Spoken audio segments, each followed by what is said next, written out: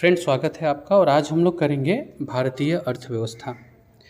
Indian economy हमारे syllabus के लिए बहुत इम्पोर्टेंट एक विषय है और मेरा मानना है कि सबसे महत्वपूर्ण विषय है इंडियन इकोनॉमी।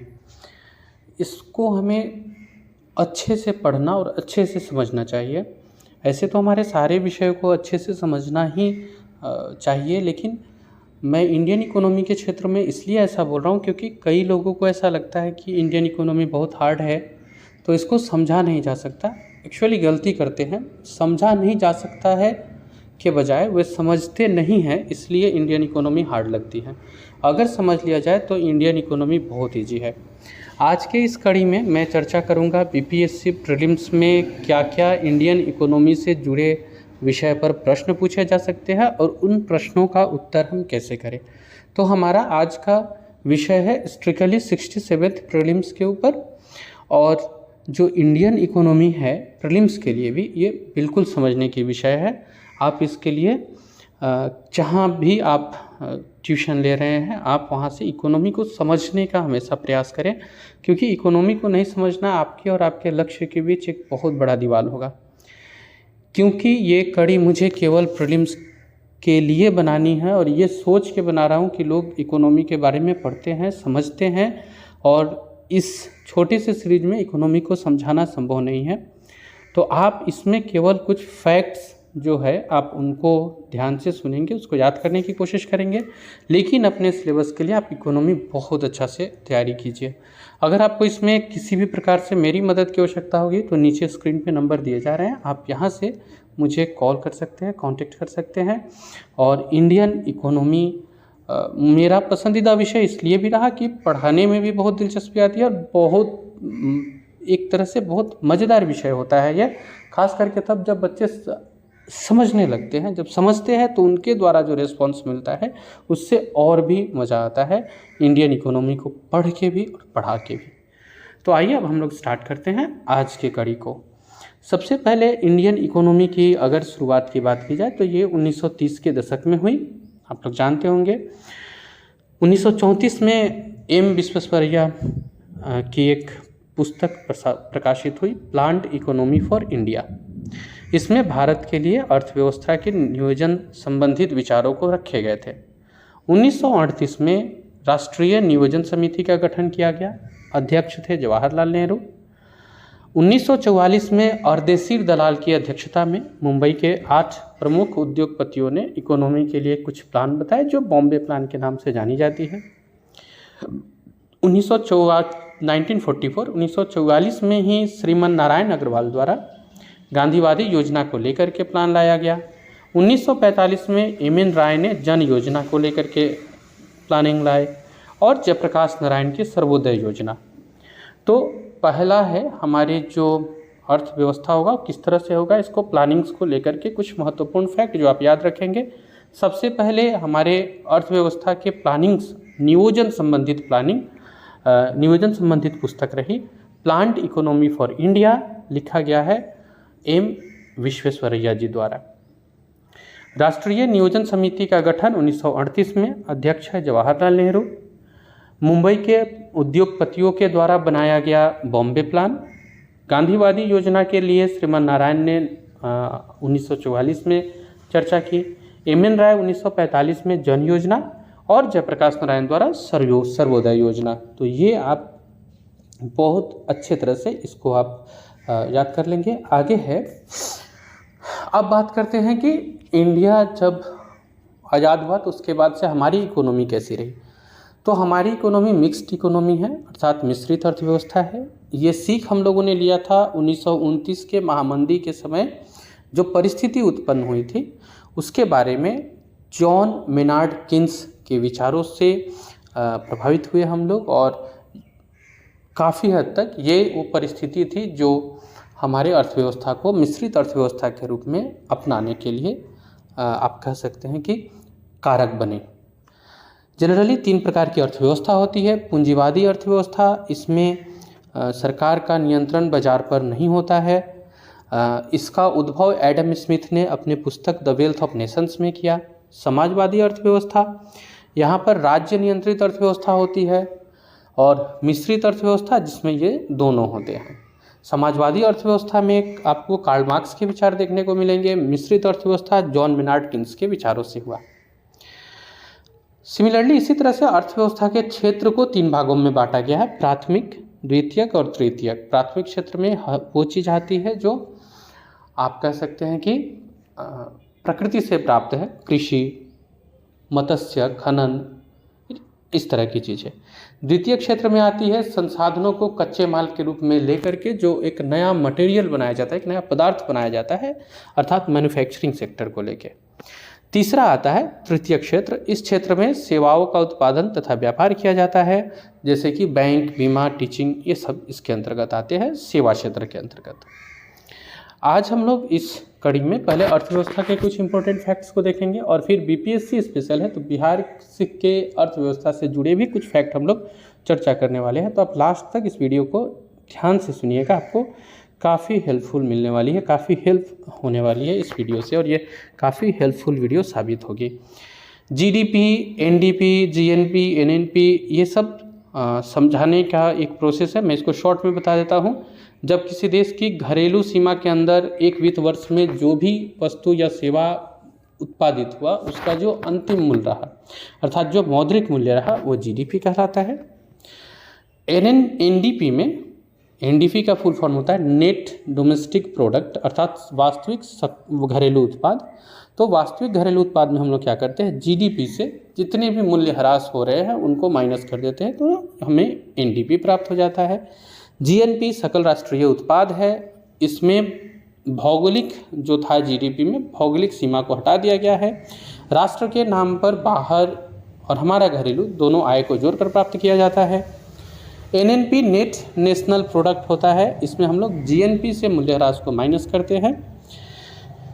इसके बाद आती है राष्ट्रीय। ये जो हम लोगों ने ऊपर 3 बिंदु को देखा, ये राष्ट्रीय हमारे जो उत्पाद होते, हमारी जो राष्ट्रीय आय होती है, इनकी गणना करने में मदद करते हैं।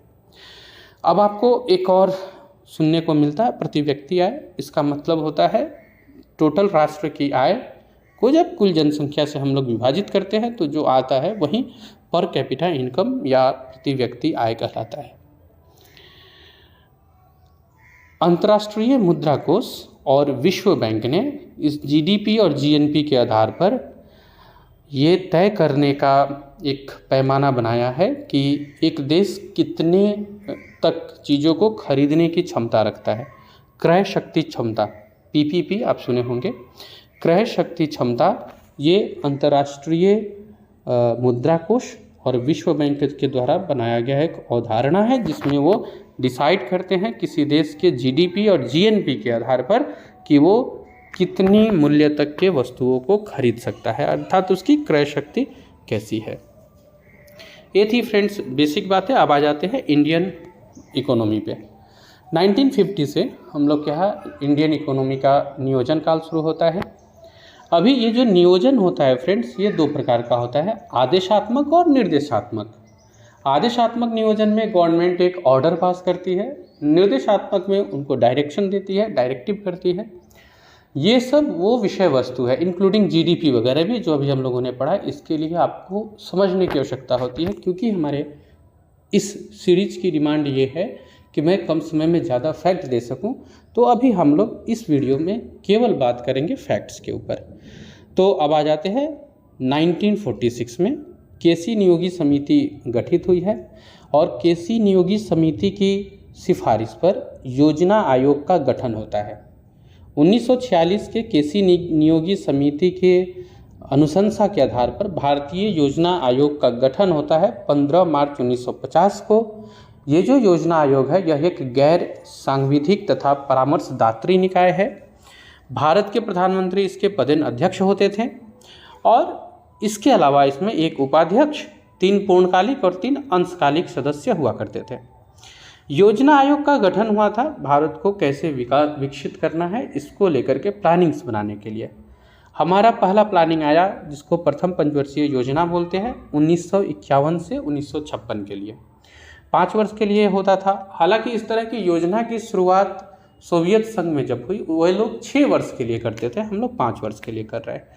प्रथम पंचवर्षीय योजना का शुभारंभ 1 अप्रैल 1951 को होता है। हेराल्ड डोमर मॉडल पर यह आधारित है। कृषि क्षेत्र को सर्वोच्चता दी गई और ये पहला पंचवर्षीय योजना हमारे लिए सफल भी रहा, क्योंकि हम लोगों ने जो लक्ष्य रखा था वो 2.1% था, जबकि वृद्धि 3.6% की प्राप्त हुई। द्वितीय पंचवर्षीय योजना 1956 से 61 तक रही। यह योजना महालनोबिस मॉडल पर आधारित थी। द्वितीय पंचवर्षीय योजना के दौरान भारत में बड़े बड़े जो लौह इस्पात संयंत्र जैसे कि राउरकेला, भिलाई, दुर्गापुर, ये कई बार प्रश्न करता है कि ये बड़े बड़े लौह इस्पात संयंत्र जो है इसकी स्थापना किस पंचवर्षीय योजना में हुई थी? द्वितीय पंचवर्षीय योजना में भारी उद्योगों से संबंधित जो लौह इस्पात संयंत्र रहे इसकी स्थापना की गई थी।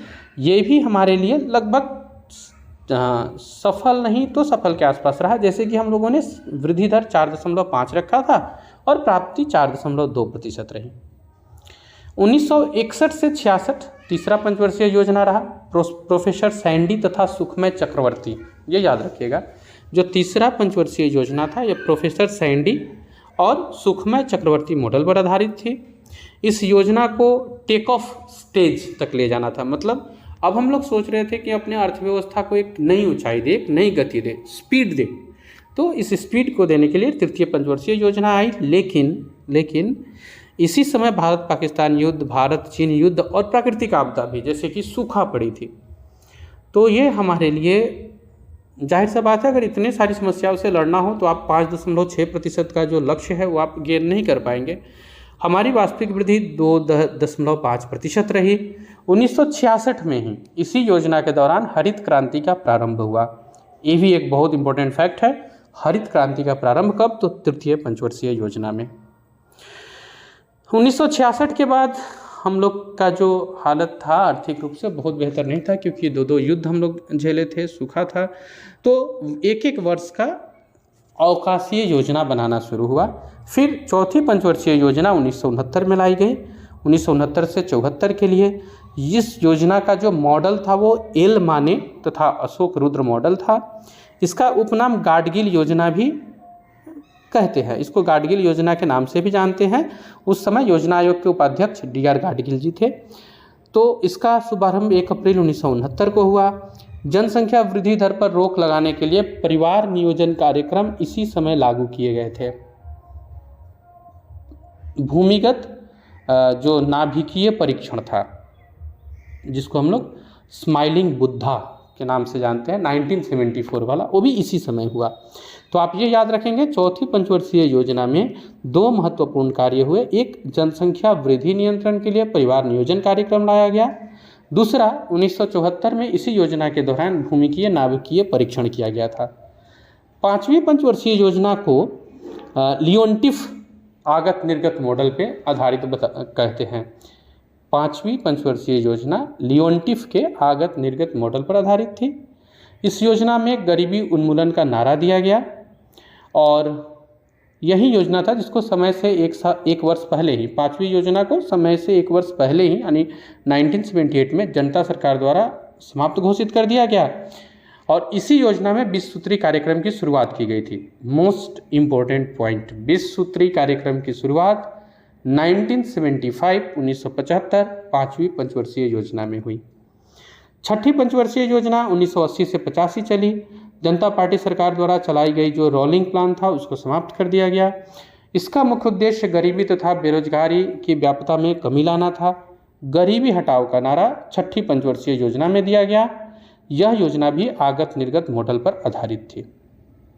सातवीं पंचवर्षीय योजना जवाहर रोजगार योजना और योजनाओं के लिए जाना जाने वाला था। इंदिरा गांधी आवास योजना की शुरुआत सातवीं पंचवर्षीय योजना में ही हुई।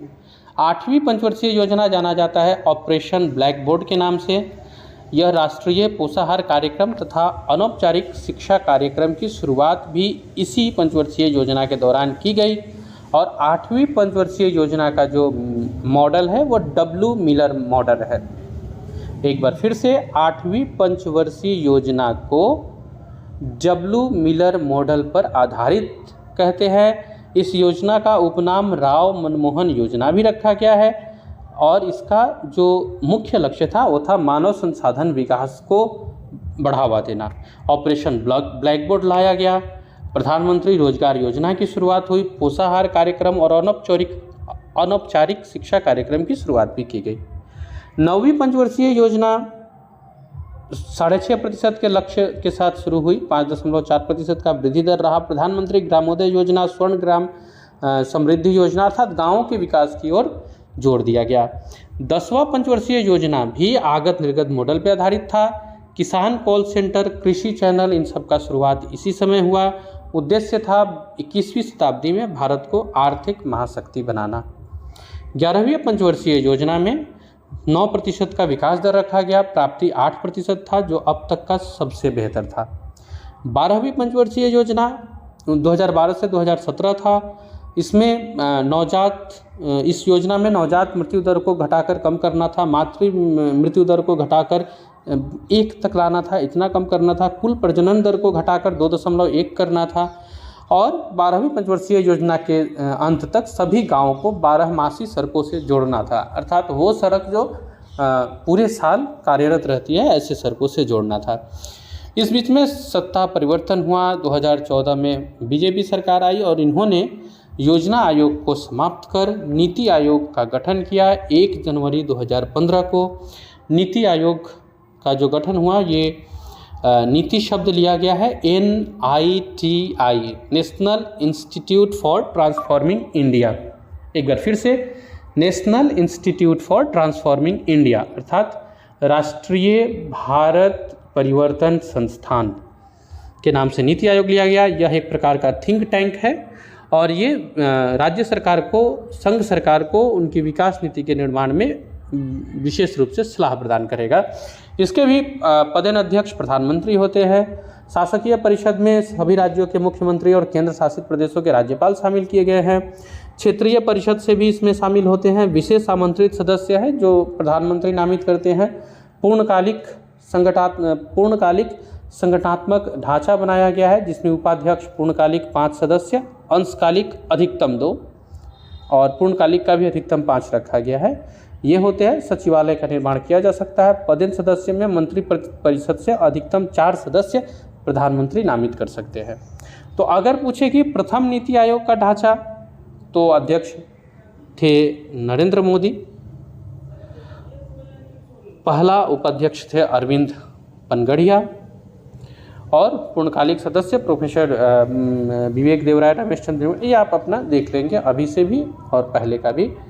तो ये था हम लोग का योजना आयोग से जुड़ा हुआ कुछ इम्पोर्टेंट फैक्ट्स, इम्पोर्टेंट तथ्य जो आपको याद रहनी चाहिए। अब हम लोग करते हैं अगला चैप्टर की शुरुआत और अगला चैप्टर जो है वो होगा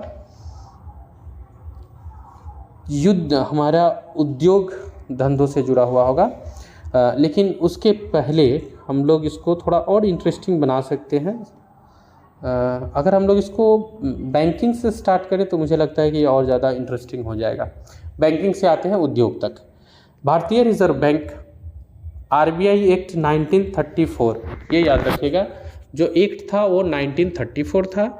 RBI एक्ट 1934 के तहत 1935 में एक प्राइवेट बैंक के रूप में इसकी स्थापना हुई। यह भारत में विद्यमान बैंकों का नियमन तथा नियंत्रण करता था और सरकार के बैंक की भूमिका निभाता था। ये 2 कार्य इसे दिए गए थे। 1949 में इसका राष्ट्रीयकरण कर दिया गया और एक केंद्रीय बैंकिंग निकाय का दर्जा प्रदान कर लिया। अब जैसे कि RBI भारत सरकार के बैंकर का कार्य करता है, यह हमारा केंद्रीय बैंक है और ये भारत सरकार से जुड़े वित्तीय लेन देन में RBI ही उच्च पर रहता है। RBI द्वारा ही भारत सरकार को मौद्रिक नीति और साख नीति की घोषणा की जाती है। RBI ही भारतीय मुद्रा रुपये के विनियमन दर को स्थिरीकृत करने का काम करता है और आपातकालीन पैसा वित्त उपलब्ध कराता है।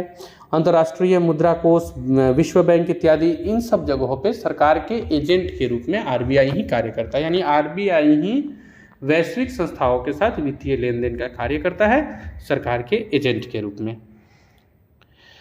1969 में राष्ट्रीयकृत करने का खेल शुरू होता है, या उसके पहले अगर आए तो 1 जुलाई 1955 को SBI एक्ट लागू किया गया। इंपीरियल बैंक ऑफ इंडिया को आंशिक तौर पर राष्ट्रीयकृत कर दिया गया और इसका नाम बदल कर रखा गया state bank of India. Banking अधिनियम 1969 में कुल उस समय के 20 निजी बैंकों को राष्ट्रीयकृत किया गया। फिर 1980, 2019 इस तरह से बैंकों को राष्ट्रीयकृत करने का काम शुरू हुआ। 1993 में न्यू बैंक ऑफ इंडिया का विलय पंजाब नेशनल बैंक में कर दिया गया। तो ये याद रखिएगा, 1993 में न्यू बैंक ऑफ इंडिया का विलय पंजाब नेशनल बैंक में कर दिया गया था। अब बात करते हैं आरबीआई के मौद्रिक नीति के बारे में। इसके पहले भारत में विदेशी बैंक अगर पूछेगा कितने हैं, तो ये आप अभी अप टू डेट हो जाइएगा, कितने हैं उसको आप गूगल कर लीजिएगा। और इसमें सबसे ज़्यादा शाखा जो है वो स्टैंडर्ड चार्टर बैंक की है, इसको भी आप एक बार अप टू डेट कर लीजिएगा। भारतीय औद्योगिक विकास बैंक अर्थात आईडीबीआई की स्थापना 1 फरवरी 1964 को की गई और आरबीआई ने 2004 में इसे अनुसूचित बैंक का दर्जा दिया। मौद्रिक नीति के तहत आरबीआई कुछ रेट्स तय करती है, जैसे बैंक रेट, जो बैंक दर होता है ये मौद्रिक नीति के तहत आरबीआई डिसाइड करती है। इसके अंतर्गत वाणिज्यिक बैंकों से जो राशि ली जाती है, वाणिज्यिक बैंकों से वसूली वाली जो राशि होती है, उसके लिए जो दर तय किया जाता है वो बैंक दर कहलाता है। रेपो रेट होता है, आरबीआई जब वाणिज्यिक बैंक से वसूली के लिए जिस इंटरेस्ट रेट पर पैसा देती है वो रेपो रेट कहलाता है। रेपो रेट जो होता है वो अल्पकालिक होता है और रेपो दर कम है तो वाणिज्यिक बैंक भी ब्याज दर पर कम पे काम करते हैं और इससे तरलता में वृद्धि होती है, ये याद रखिएगा। अगर रेपो रेट कम है तो मार्केट में लिक्विड मनी का वैल्यू ज़्यादा होगा, मार्केट में लिक्विड मनी ज़्यादा होगी, ये याद रखिएगा। रिवर्स रेपो रेट वह ब्याज दर है जिसके आधार पर आरबीआई किसी अन्य बैंक से ऋण लेती है या अपने पास पैसा लेती है। ऐसा करती कब है, जब आरबीआई को ऐसा लगता है कि लिक्विड मनी बहुत ज़्यादा मार्केट में आ गया है, तो मार्केट से लिक्विडिटी को कम करने के लिए वाणिज्यिक बैंक से पैसा लेना शुरू करती है। इसके बदले में यह उन्हें जो इंटरेस्ट रेट देती है वो रिवर्स रेपो रेट कहलाता है। बेस रेट 2010 में दीपक मोहंती समिति की सिफारिशों पर लागू किया गया और बेस रेट वह होता है जिस पे वाणिज्यिक बैंक को मिनिमम ब्याज दर की गणना करनी होती है, वो इसके नीचे किसी ग्राहक को उधार नहीं दे सकते। मतलब होता ये था कि कंपटीशन में वाणिज्यिक बैंक अपने इंटरेस्ट रेट को कम कर देते थे। बाद में ये ऐसा सोचा गया कि इस तरह से तो मार्केटिंग करना, इस तरह से तो व्यापार मतलब बैंकिंग सेक्टर में लोन का व्यापार करना मुश्किल होते जा रहा था, तो एक निश्चित दर तय कर दिया गया जिसे बेस रेट कहते हैं, उससे नीचे आप लोन दे ही नहीं सकते, यह डिसाइड किया गया, यही होता है बेस रेट। MCLR इसका पूरा फॉर्म होता है, marginal cost of fund based lending rate. 1 अप्रैल 2016 से आया, आरबीआई ने लागू किया। इसके तहत क्या होता है, बैंक औसत ब्याज दर के स्थान पर पिछले तिमाही का ब्याज दर के आधार पर ऋण लेता है, न कि औसत ब्याज दर पर। तो अगर पिछले तिमाही में ब्याज दर बढ़ा है तो आपको वो पेमेंट करना है, ब्याज दर घटा है तो वो आपको पेमेंट करना है, इस पे आपको मिलता है। MSF अर्थात मार्जिनल स्टैंडिंग फैसिलिटी, इसमें क्या होता है, आरबीआई वाणिज्यिक बैंक को एक ओवरनाइट लेंडिंग कराता है। MSF दर के अंतर्गत वाणिज्यिक बैंक आरबीआई से ओवरनाइट के लिए एक जो ऋण लेते हैं वो net demand and time liabilities के 1% तक का उधार ले सकते हैं। SLR होता है सांविधिक तरलता अनुपात अर्थात स्टैट्यूटरी लिक्विडिटी रेशियो। इसमें आरबीआई के नियमानुसार वो जो एक भाग बताती है वो तरल संपत्ति के रूप में बैंकों को अपने पास रखना होता है। CRR कैश रिजर्व रेशियो, ये भारतीय बैंक को दिवालिया होने से बचाने के लिए है। इसमें आरबीआई के पास, ये याद रखिएगा, CRR जो होता है कैश रिजर्व रेशियो, ये आरबीआई के पास नगद के रूप में रखना होता है। मिशन इंद्रधनुष अगस्त 2015 में चलाया गया था भारत के सार्वजनिक क्षेत्र के बैंकों की स्थिति को सुधारने के लिए। इसमें एक 7 सूत्रीय कार्यक्रम की घोषणा की गई थी जो A to G है। A for appointment, B for bank board bureau, C for capitalisation, D for distressing, E for empowerment, F for framework on accountability and G for governance reforms. अब हम लोग आते हैं कुछ औद्योगिक क्षेत्र के तरफ इम्पोर्टेंट फैक्ट्स को देखने के लिए। इसके पहले बैंकिंग में एक और सेक्टर आता है NBFC, गैर बैंकिंग वित्तीय संस्थाएं। RBI एक्ट 1997 के अनुसार NBFC एक संस्था या कंपनी होती है जिसका प्रमुख व्यवसाय किसी योजना के तहत जमा स्वीकार करना या किसी रूप से उधार देना होता है।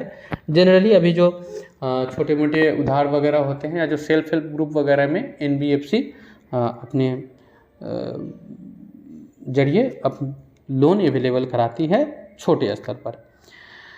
अखिल भारतीय वित्तीय सेवाओं के लिए भी कुछ संस्थाएं हैं जो हम लोग आगे पढ़ेंगे, नाबार्ड, CDB, ये सब NBH वगैरह, NHB वगैरह, नेशनल हाउसिंग बोर्ड, इनके लिए हम लोग डिटेल्स में पढ़ेंगे आगे। अभी देखते हैं विकास एवं अर्थव्यवस्था। 1948 में हम लोग की पहली औद्योगिक नीति बनी और इसी में ये डिसाइड हुआ था कि भारत एक मिश्रित अर्थव्यवस्था होगा। उद्योगों को 3 भागों में बांटा गया, एक केंद्रीय सूची के लिए, एक राज्य के लिए और एक अन्य, मतलब जो निजी निवेश के लिए थे वो आप रख सकते थे। 1956 में एकाधिकार पर प्रतिबंध लगाने के लिए MRTP एक्ट वो 1969 में लाया गया था। 1956 में उस समय के परिणामों को अधिक प्रोत्साहित करने के लिए अब अनुसूची A और B में, मतलब A में 17 उद्योग को केंद्र को संपूर्ण अधिकार में रख लिया गया। अनुसूची B में 12 क्षेत्रों को शामिल किया गया जिसमें राज्य तथा निजी क्षेत्र दोनों मिलकर भी कार्य कर सकते हैं। और अनुसूची C में वो सारे विषय थे जो A और B में नहीं थे। इसके बाद में 1969, इसको अनुज्ञा पत्र भी कहा जाता है, मैंने लाइसेंसिंग पॉलिसी की नीति के नाम से भी जानते हैं। अब इसमें क्या था कि मूल्य नियंत्रण और जो आर्थिक शक्ति का केंद्रीकरण हो रहा था उसको रोकना था, बाजार पर जो एकाधिकार हो रहा था उसको रोकना था। तो इसी के लिए 1969 में MRTP एक्ट लाया गया। याद रखिएगा, MRTP एक्ट 1969 में लाया गया। 1973 की नीति में फेरा आई। अब हमें विदेशी मुद्रा का भी आवश्यकता हो रहा था तो उसका विनियमन कैसे हो इसके लिए एक अधिनियम लाया गया, फेरा 1973 में, जिसे 31 मई 2002 को समाप्त कर दिया गया और फेरा के जगह पे फेमा कार्य करने लगा। 1980, 85 और 86 के औद्योगिक नीति में MRTP की सीमा को क्रमशः बढ़ाया गया और 100 करोड़ तक कर दिया गया। दूरसंचार, इलेक्ट्रॉनिक तथा कंप्यूटर पर अधिक ध्यान दिया गया। 1991 में LPG पॉलिसी आ गई थी, तो जो हमारा रूल्स था वो अब LPG पॉलिसी के आधार पर ही बन रहा था। तो 99 में ही फेमा को ला दिया गया था जो 2002 से कार्य करना शुरू किया। फेमा होता है विदेशी विनिमय अधिनियम, फेरा, और विदेशी प्रबंधन अधिनियम अगर आ जाए, मतलब विदेशी मुद्रा प्रबंध अधिनियम आ जाए तो वो फेमा है। इसके बाद में 2011 में एक नीति आई जिसमें नेशनल मैन्युफैक्चरिंग पॉलिसी के नाम से लाया गया। इसमें GDP में विनिर्माण क्षेत्र के हिस्से को 15-16% से बढ़ाकर 2022 तक 25% लाना था और रोजगार को भी अतिरिक्त रूप से सृजन करना था।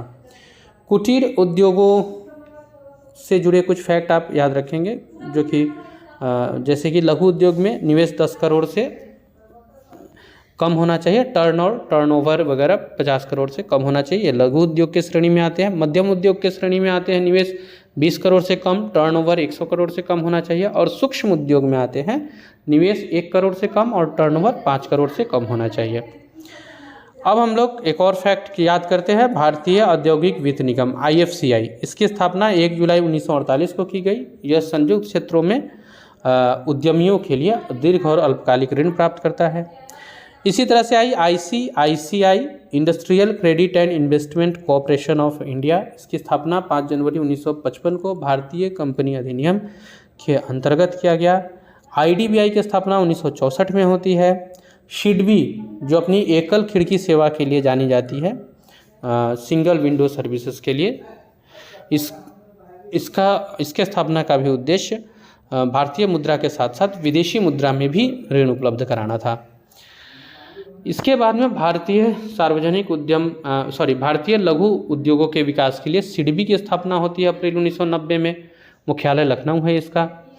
भारतीय सार्वजनिक उद्यमों को अगर देखा जाए तो 3 पार्ट में बांटा गया है, मिनी रत्न, नवरत्न और महारत्न कंपनी। विनिर्माण क्षेत्र के विकास को और तीव्रता प्रदान करने के लिए औद्योगिक पार्क योजना 2008 में लाई गई। औद्योगिक पार्क योजना 2008 में लाई गई।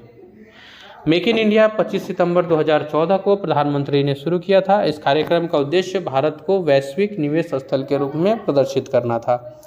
राष्ट्रीय डिजाइन नीति योजना वर्ष 2007 में आया था। भारतीय उद्योगों को विकसित एवं अग्रणी बनाना था। खाद्य प्रसंस्करण अध्ययन, ये 11वीं पंचवर्षीय योजना के अंतर्गत मेगा फूड पार्क स्कीम शुरू की गई थी और इसके तहत 30 मेगा फूड पार्क की को अनुमति भी दी गई थी। मुद्रा योजना प्रधानमंत्री ने 8 अप्रैल 2015 को शुरू किया। यह पूरी तरह से उद्यमशीलता को फंडिंग करने के लिए है। इसमें 3 श्रेणी में बांटा गया है। शिशु 50,000 रुपये तक का ऋण, किशोर 50,000 से 5 लाख तक का ऋण और तरुण 5 से 10 लाख तक का ऋण।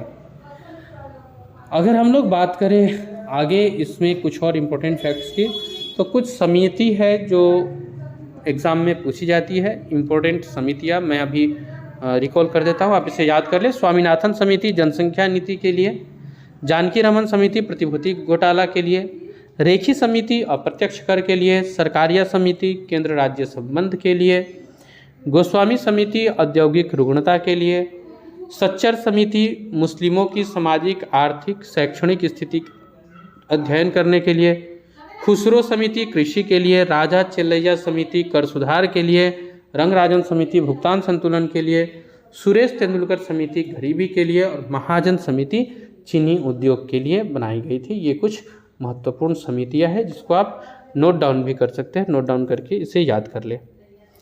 अब बात करते हैं हम लोग एक और इम्पोर्टेंट टॉपिक का, जो कि है मुद्रास्फीति। मुद्रास्फीति मतलब वस्तुओं के मूल्य में वृद्धि होना, अर्थात महंगाई आ जाना। मुद्रा संस्फीति एक अलग चीज़ है और मुद्रास्फीति अलग चीज़ है। मुद्रास्फीति में नियंत्रण नहीं होता है, जबकि मुद्रा संस्फीति में नियंत्रण होता है। अर्थात मुद्रा संस्फीति एक प्रकार का नियंत्रित मुद्रास्फीति होता है। मुद्रास्फीति के लिए जो मापक होता है, इसके लिए 2 सूचकांक का प्रयोग होता है, थोक मूल्य सूचकांक, उपभोक्ता मूल्य सूचकांक, WPI और CPI।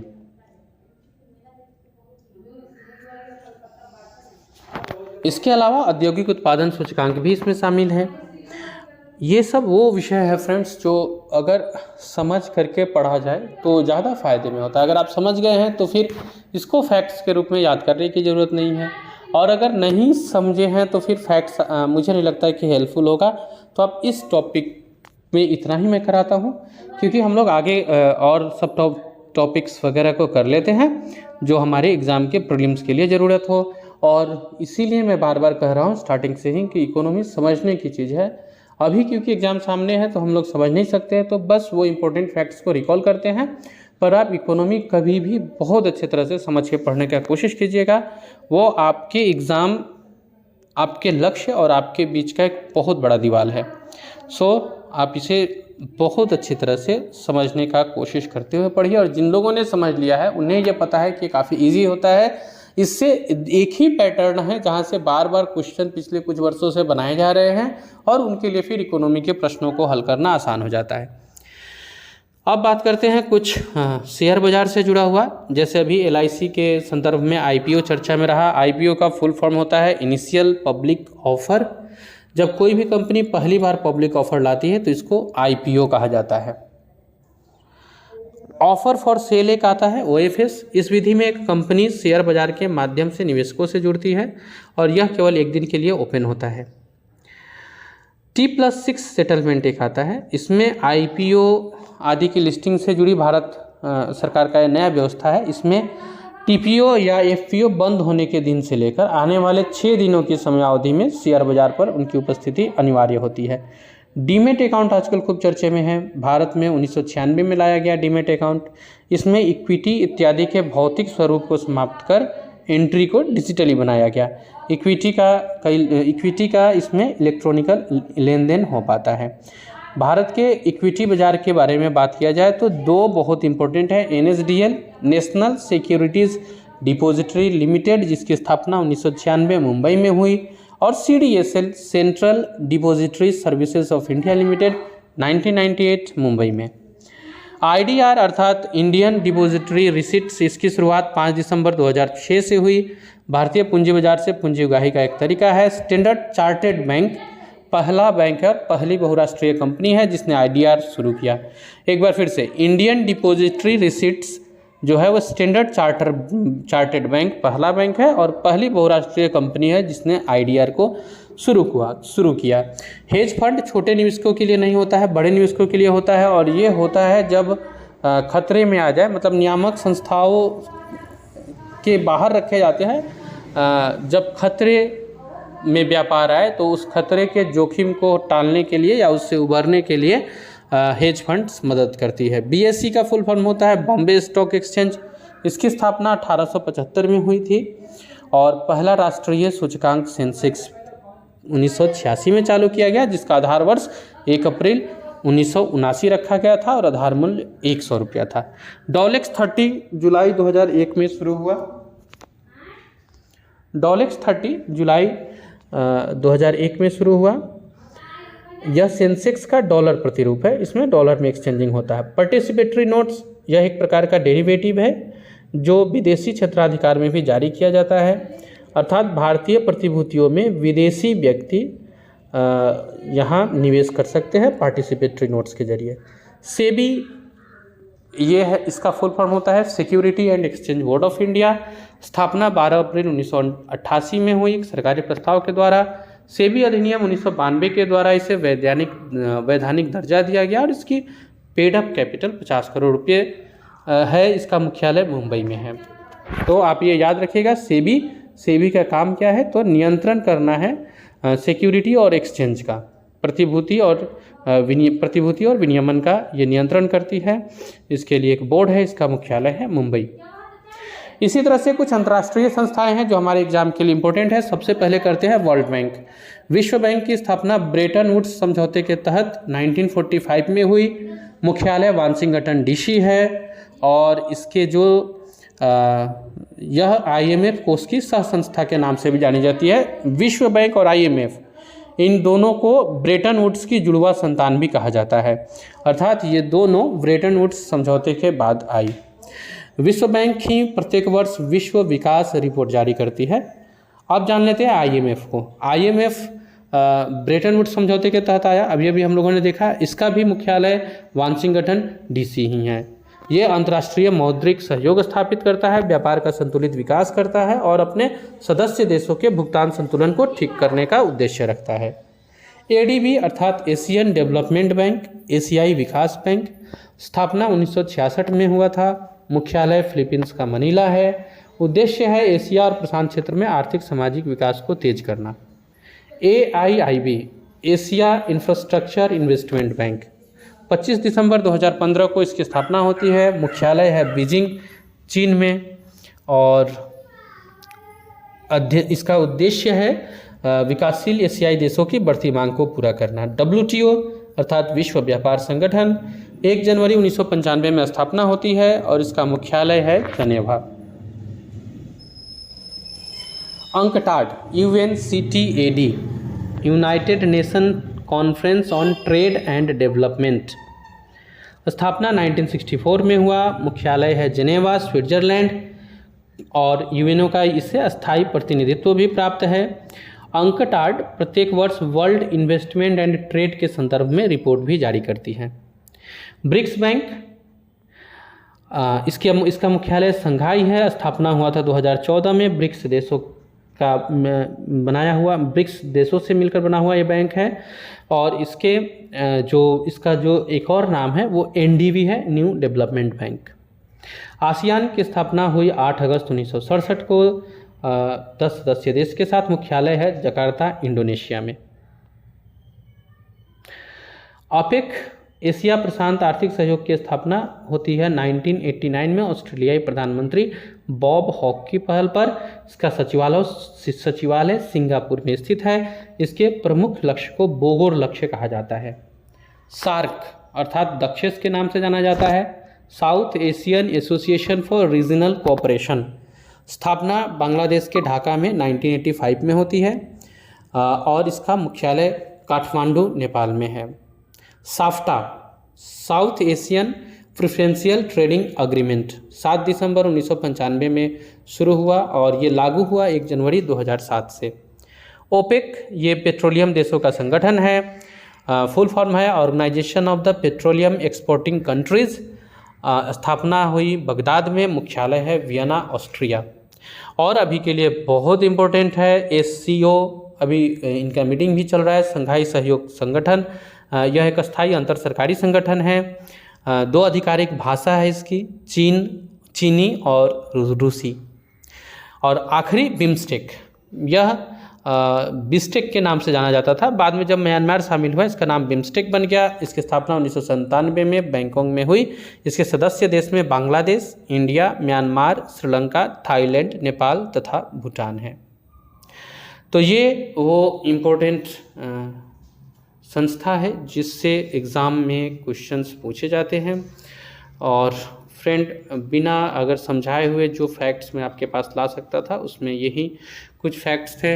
होपफुली ये आपकी मदद करेंगे। और मैं एक और आज आप लोग को कराने जा रहा हूँ, वो है बिहार का बजट, जो कि बिहार के करंट अफेयर्स के लिए भी इम्पोर्टेंट है और हम लोग इसको अभी समझेंगे।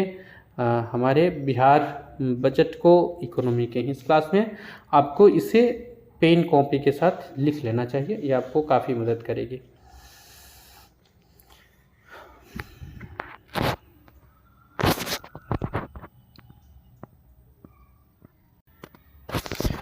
तो बिहार बजट में हम लोग देख लेते हैं 2022-23 के जो बजट अनुमान है वो क्या है। कुल व्यय का अनुमान है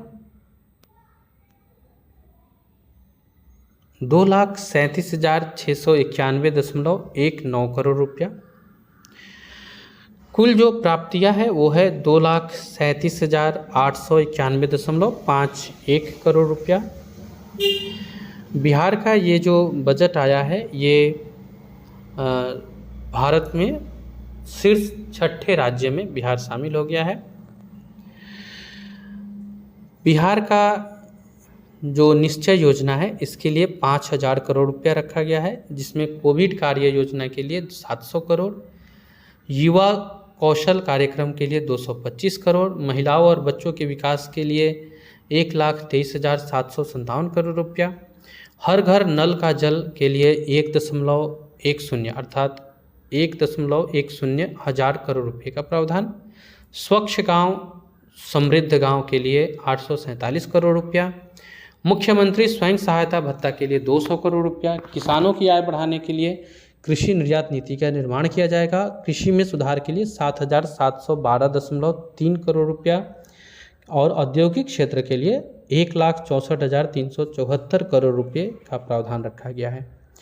बिहार बजट को 2022-23 को आप 6 सूत्र में बांट सकते हैं। पहला सूत्र है स्वास्थ्य, जिसके ऊपर 16,134.39 करोड़। एक बार फिर से इसको करेक्ट कर लीजिएगा, स्वास्थ्य के लिए 16,134.39 करोड़।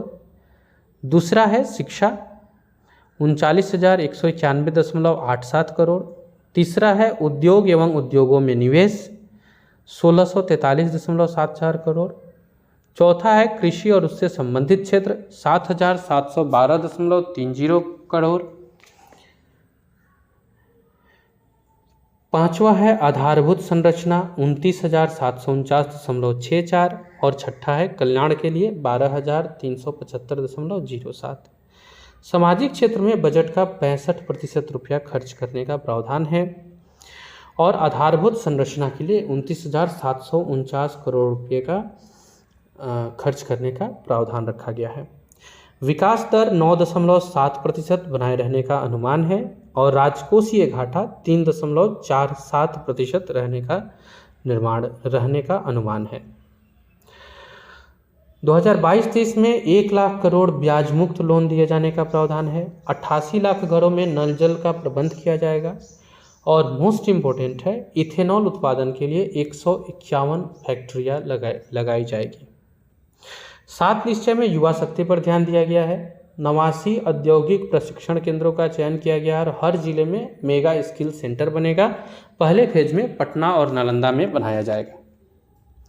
आर्थिक सर्वेक्षण देखा जाए तो 25 फरवरी 2022 को, क्योंकि डेट्स भी आजकल बीपीएससी पूछने लगी है, तो 25 फरवरी 2022 को बिहार के उप मुख्यमंत्री उस समय तारकिशोर प्रसाद थे। इन्होंने बिहार राज्य का 16वां आर्थिक सर्वेक्षण प्रस्तुत किया था। इसमें 2020-21 में 2.5% की वृद्धि हुई थी जीडीपी में, और कोविड-19 होने के बावजूद भी हमारा जो वृद्धि दर रहा वो राष्ट्रीय औसत से बेहतर रहा है। पिछले वर्ष की तुलना में राज्य सरकार के कुल खर्च में 13.4% की वृद्धि हुई। सर्वेक्षण के अनुसार पिछले 5 वर्षों के दौरान कृषि और संबद्ध क्षेत्रों में 2.3% की दर से वृद्धि हुई। पशुधन और मत्स्य पालन में 10% और 7%, यानी पशुधन के लिए 10% और मत्स्य पालन में 7% वृद्धि हुई। बिहार का जो जीएसडीपी यानी सकल राज्य घरेलू उत्पाद था वो 618.63 हजार करोड़ रुपये था। इसी तरह से बिहार का जो जीएसडीपी शुद्ध राज्य घरेलू उत्पाद रहा वो 566.47 हजार करोड़ रुपये रहा। बिहार का प्रति व्यक्ति एनएसडीपी 35.8% था। 2011-12 में स्थिर मूल्य पर राष्ट्रीय औसत का 35.8% था।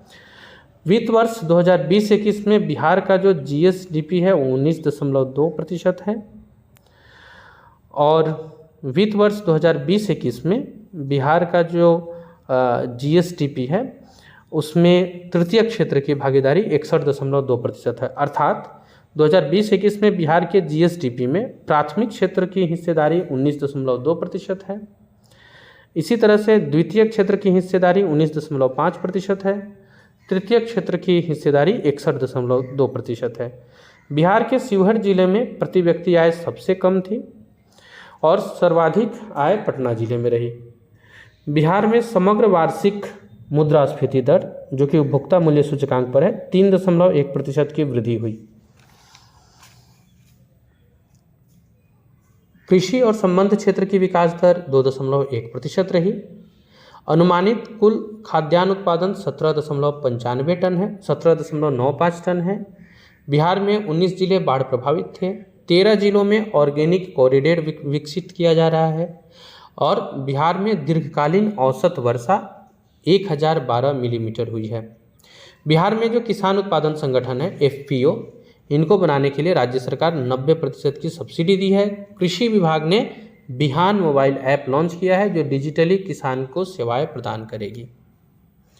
बिहार में इथेनॉल उद्योगों ने सबसे अधिक निवेश को आकर्षित किया, और बिहार की जो प्रति व्यक्ति ऊर्जा खपत है वो 350 किलोवाट हो गई है।